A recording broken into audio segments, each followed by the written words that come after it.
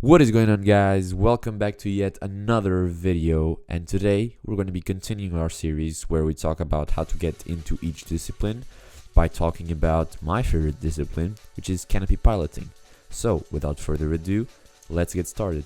So as I said again with the wingsuiting in the last episode, the first step of course is going to be to perform your AFF, to perform about 200 jumps before you even think about starting to swoop. Now, might take a while. People that are just starting out are like, oh, I don't want to do none of that, blah, blah, blah, blah, blah. You have to do it.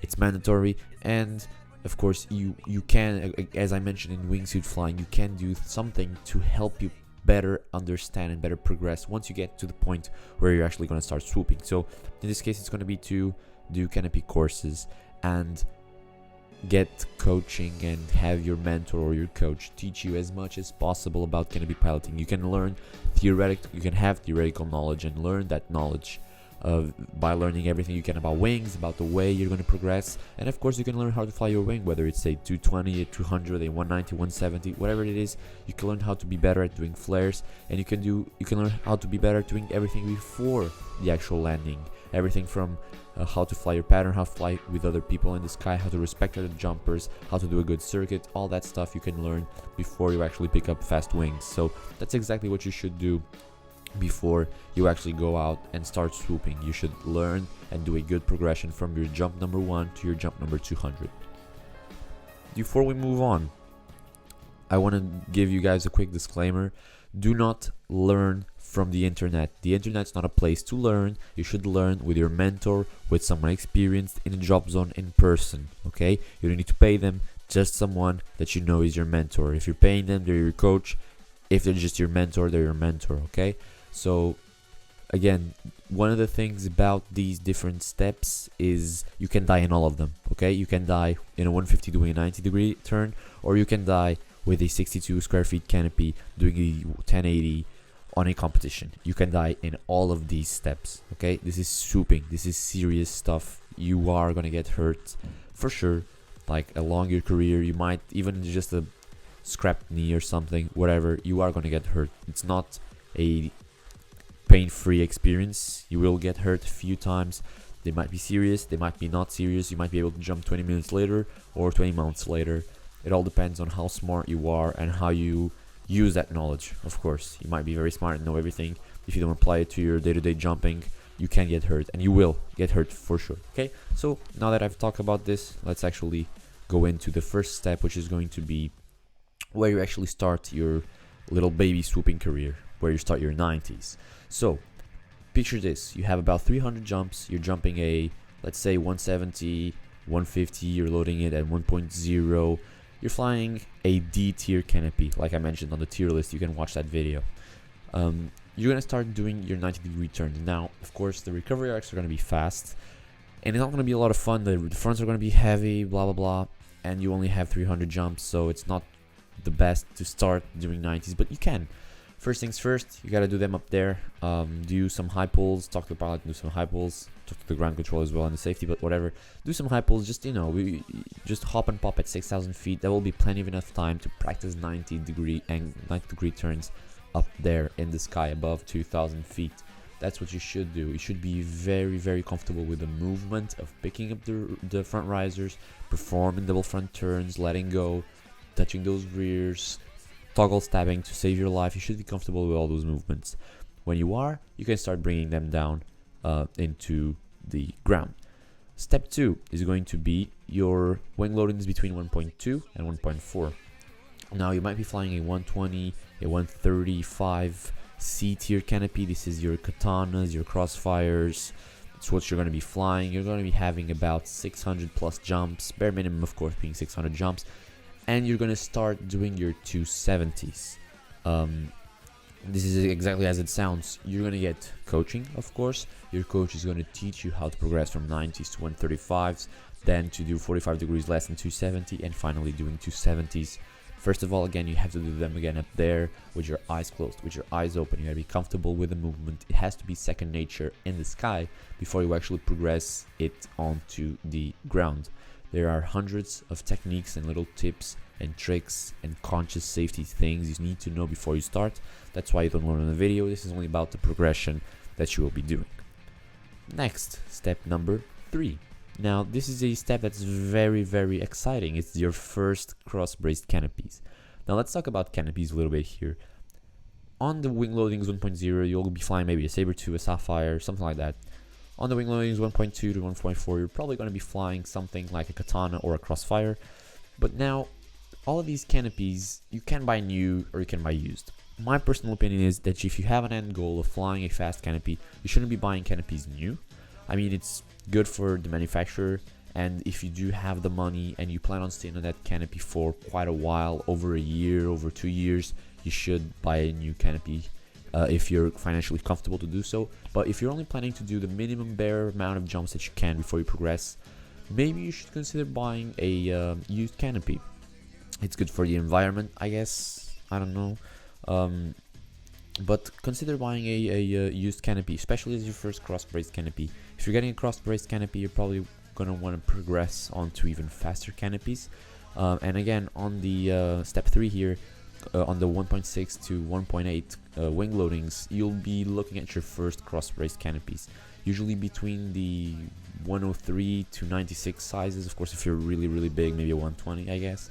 These are going to be your run-of-the-mill B-tier canopies. They're entry-level swoop canopies. Now, Velocity, JFX, Original, they're amazing because of 2 things. First of all, their openings. They're not buttery smooth openings. For the Velo, at least, the JFX is quite forgiving.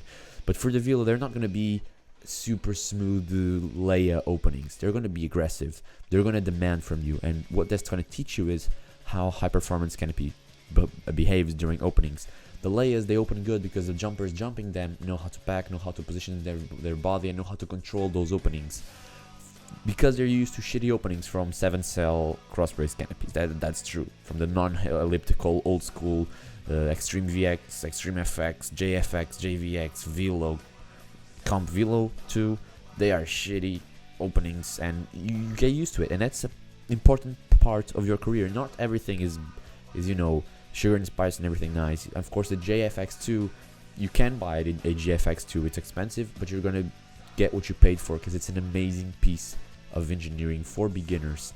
It is amazing. It opens well, it flies well, it recovers just how you want it for a beginner to learn to swoop, and you can really send it with that thing. But if you want to learn the gung-ho way, you know, you want to go old school like everybody pretty much does. Not old school because, you know, it's a couple of years ago people were still doing it, and today people are still doing it this way. But once you're reaching your about 1,000 jump mark, you will be starting to pick up a first cross-brace canopy.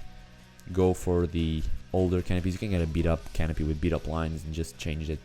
Tell your rigger friend to change it for you, and you'll have a sweet canopy for your coach to help you progress and get better results with your 270s, eventually maybe even 450s if you're really paying attention in class. And that will be your next step. Now, after that, once you start loading and getting a smaller canopy, about 2.0, 2.2, usually you're going to want to get what I call the first good quality cross-braced canopy. Now, this again is going to be a B-tier canopy, but, you know, it's really not the same thing as the other canopy that I was talking about above. The other canopy above was the first X-braced canopy, cross-braced canopy you ever got. This one is going to be, you know, your second, third canopy you get in terms of cross-braced canopies. Now, this means that you already have some experience, maybe 1,500, 2,000 jumps. You're already kind of working in skydiving even maybe, or you're load organizing, you're doing a lot of free fly jumps, and you like canopy piloting, you want to progress in it. So you want to get a nice canopy. Again, this is that moment where you would probably get a nice, good JFX2, maybe a comp velocity, but I think the comp velocity is really not adequate for this. I'm thinking the JFX2. You would get something like the JFX2. Now, because I want to make this video future-proof, this would be the moment where you would get something in between the JFX and the Leia, because the jump from the JFX and the Leia is quite a big one. You're going from wing loadings of 2.0 to wing loadings of 2.6. That's a huge jump. Where are you going to fit in the middle? Well, we used to fit like a JVX in here, and this is what I would tell you, get a JVX. This is what I got when I was at this moment in my career. I got a JVX because it has the rigidity of a Petra. It has more or less the basis of a Petra, but it's a little bit of a more docile canopy. Docile, of course, being a very relative term. In this step here, you will get the Hana in the future. The Hana that Icarus Canopies is working on right now will fit right here, which is you don't want to jump a crappy 7-cell crossbrace canopy, but you also don't want to get a super aggressive, hyper-performance 7-cell Leia. So you get Hana, nice quality Hana, nice and small, like you always wanted. It's going to be between 2.0 and 2.2. We're talking, what, a 90 square foot, an 84 square foot, an 80 square foot if you're really light. Or a 79 as everybody buys it, not a 79, and you'll have about 1,500 to 2,000 jumps in this category here. Moving on, after you've so-called mastered the Hana and your coach says you're the badass flyer that you probably are, you're gonna get a proper A-tier canopy. This is going to be your Leias, your Valkyries, your hybrid Layers, your hybrid Valkyries. 2.4 to 2.6 or 2.7 maybe if you're pushing it, wing loadings. Your first elliptical hyper performance A-tier wing. This is when maybe you're starting to own your skills, whether it's free flying, load organizing, you're a good AFF guy, you're an instructor, you're owning your skills and you want a fast canopy. Maybe you want to start swooping. I wouldn't recommend a 7-cell canopy, but whatever. You do you. You want the canopy to work, or maybe a camera flyer with 2,000, 3,000 jumps. You want a canopy that has very, very good openings and is fast as balls and will prepare you for the Petras or the Peregrines of the future. Well, this is that canopy. This is gonna be that canopy, the Leia, not the S Leia, just the Leia. But this is going to be your next step, loading it between 2.4 and 2.6. And getting this wing, owning your skills. You're doing big turns, 450s. You're probably already doing maybe two 360s and what's called, wait, an 810, sorry, yeah, you're doing 630 and 810. You already do all sorts of turns. Maybe you want to do some freestyle because all the cool kids do freestyle, you know, blind mans and all that stuff. This is the canopy to get, and this is the step you're going to be at when you're doing that. Now, once you're done with the baby canopies, you can get into the big boy wings, which is the final step into being a badass, which is 2.8 when loading and above. Now, I will confess, guys, I'm not a badass swooper because I don't load my main canopy at 2.8. Yeah, I know, I'm a little bitch like that. I loaded at 2.6, simply because, you know, I'm lazy. I don't like carrying around weights, and I'm super light, so... Yeah, but if you want to be a badass swooper, of course, you're going to be loading it at 2.8, which is going to be... And you're going to be flying your S-tier canopies. You're going to be your Petras, your Peregrines, your Sophias, your S-Leias. I don't want Fluid Wings fans to get their panties in a twist, so I will say it.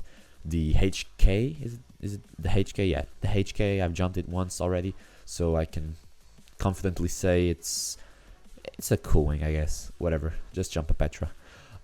This is going to be your final tier. So again, probably while you're in the last 3 steps that I was talking about, the 2.0 wing loadings and above, which means you're flying a Hana, a Leia, or a Petra. While you're on the step where you're flying the Hana, you're maybe entering already your first competition if you live close by a competition, a place where a venue where competitions take place. For instance, if you live near Denmark, Klatovy, in the Czech Republic, maybe in Italy, Molly DZ, I think they have a pond as well. If you live near those drop zones, if those are your home DZs or they're almost your home DZ, you're probably already doing a competition when you have about 1,500 jumps, 2,000 jumps. It's perfectly fine. But if you're actually traveling somewhere to compete, you're probably only gonna be doing it once you're really serious about it and once you start actually honing your skills. So 2.4 wing loading, 2.6, again, this the step right before being a gung-ho swooper.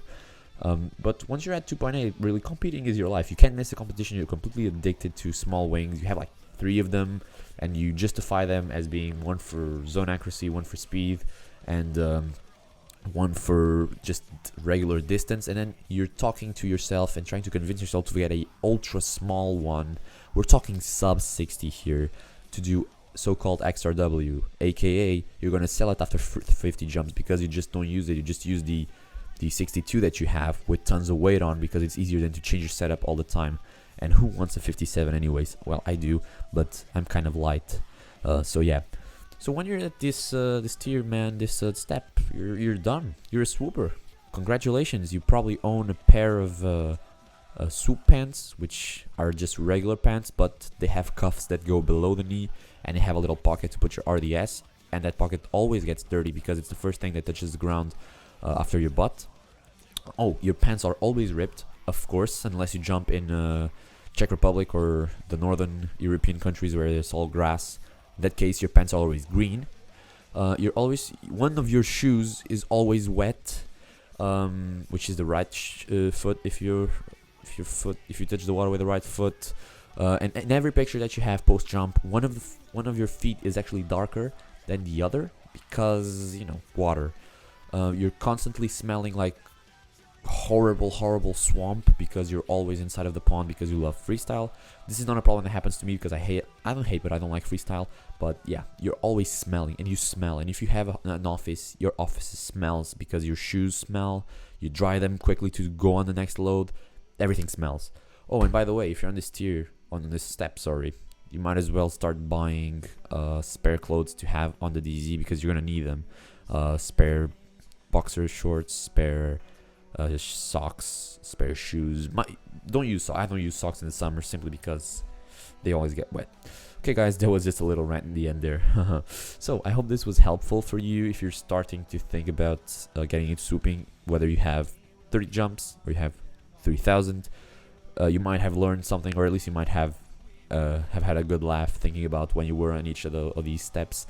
If you have any questions or complimentary information you'd like to add, you can do so in the comment section down below. Please, like, subscribe, share with your mother this video. And I would like to add just one more thing in the end here. Swooping kills. There's an expression, there's something that people say, which is you don't see a lot of old swoopers for a reason. That's because people die swooping. Not only die, but they lose their loved ones as well. You can get paralyzed, paraplegic, tetraplegic. You can break your femurs, your spine, multiple bones on your legs, your neck, I guess, if you're crazy enough. So what I mean to say with this is, please take swooping seriously. Don't just sleep on swooping. It can kill you, and it will kill you if you're distracted, and if you're not smart, and if you don't apply that knowledge, and if you don't respect what your mentor has to say. If you have a good mentor, respect what he has to say. Other than that, guys, this has been my time. Thank you so much, and I'll see you later.